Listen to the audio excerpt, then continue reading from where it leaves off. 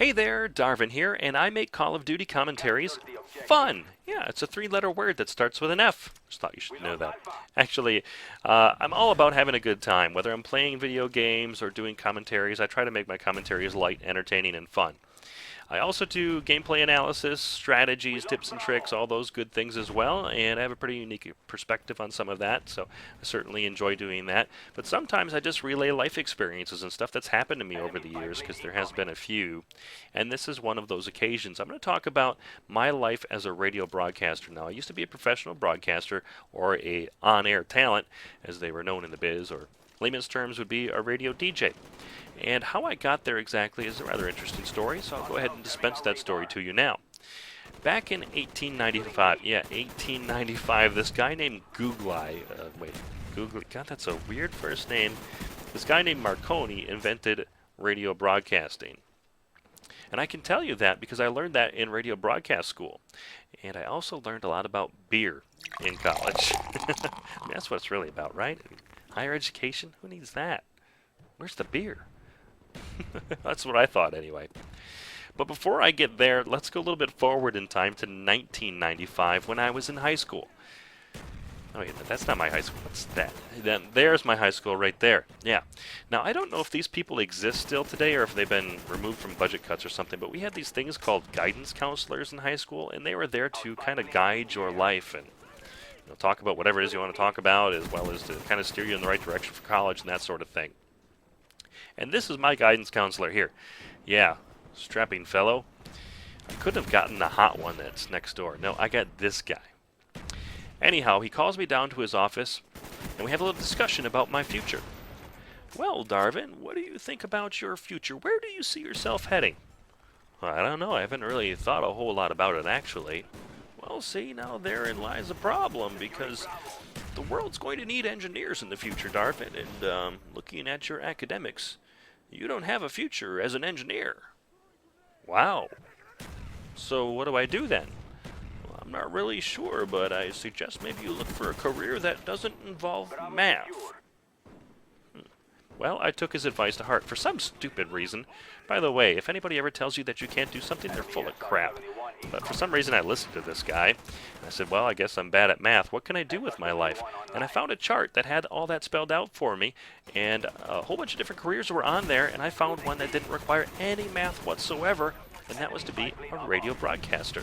So off I went to radio broadcast school. And I learned a lot of things about Marconi and beer. And I threw wicked parties in college. I mean, everybody wanted to hang out at the radio guy's place. They called it Club Darvin. It was awesome. And that's kind of where we get to our story.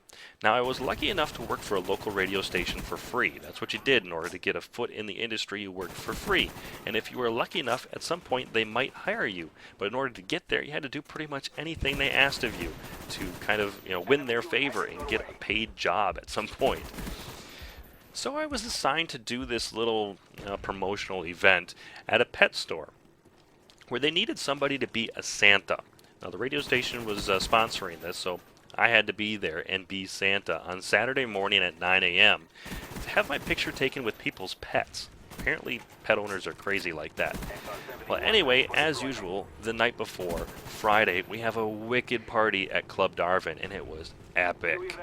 Next morning, I feel not epic at all. The worst hangover I have ever experienced in my life, and I've had a few at that point. But it was just miserable. I managed to drag myself down to the pet store, start getting into the costume, and they're stuffing me with cotton, and I've got jeans and a long-sleeve shirt on. I'm sweating like crazy, and I feel miserable. I'm hot, sweaty. I'm trying to get these stupid Santa eyebrows to stick to my forehead, but I'm just dripping with sweat. It marched me out into the public where there's this line waiting to get their pictures taken with Santa, at least get their dog's pictures taken and that sort of thing.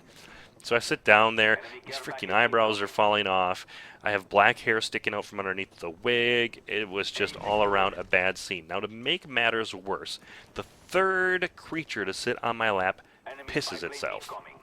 That's right, I'm not kidding. One of these little yippy-yappy dogs, the lady that brought it in was all mad that it wasn't looking at the camera. She was yelling at the dog, and it pissed itself on my leg.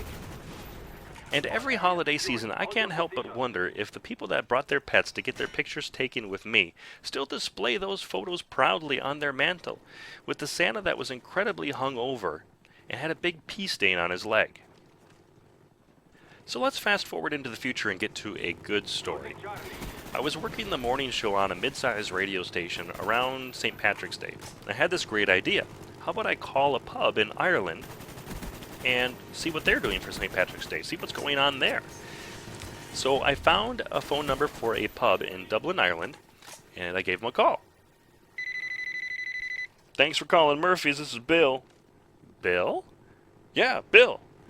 Bill, I'm looking for this pub in Ireland. Did I get the right place? Yeah, this is it, Murphy's.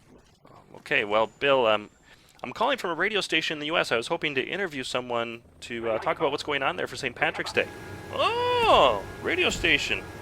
I suppose you'd probably want me to talk in my Irish accent then. Sure. Thanks for calling Murphy's. This is Billy. How may I help you? Billy! Hi. Well, Billy, what's going on there for St. Patrick's Day? Well, we've had lots of parades come by the pub, people going down the street wearing their green, hordes of leprechauns running around from time to time. Oh, really, leprechauns? Well, it is the land of the Irish, and after you've had a few pints of the green beer, you start to see leprechauns pretty much everywhere. Don't you say? Well, that's rather interesting. What else has been going on? Well, my buddy Chansley, he's been down at the end of the bar there. He ain't looking so good. He's been here since about 9 a.m. this morning. It's about time for me to drag his butt off the bar and throw him onto a cot. Maybe Mrs. Chansley come by in the morning and claim his body, Oh, is that a common occurrence there? No, most of the time he staggers himself home, but, it is a special day after all. And the interview went on like that for a while. It was pure radio gold, one of my fondest memories from that morning show. Now, I never got a chance to find out why Bill was working this pub in Ireland. I can only imagine that he went there to find the pot of gold at the end of the rainbow. Or that, or a box of Lucky Charms. I'm not really sure which. As the gameplay winds down, it would be a good time to tell you that what you're watching actually is an open lobby that I had with my subscribers not too long ago.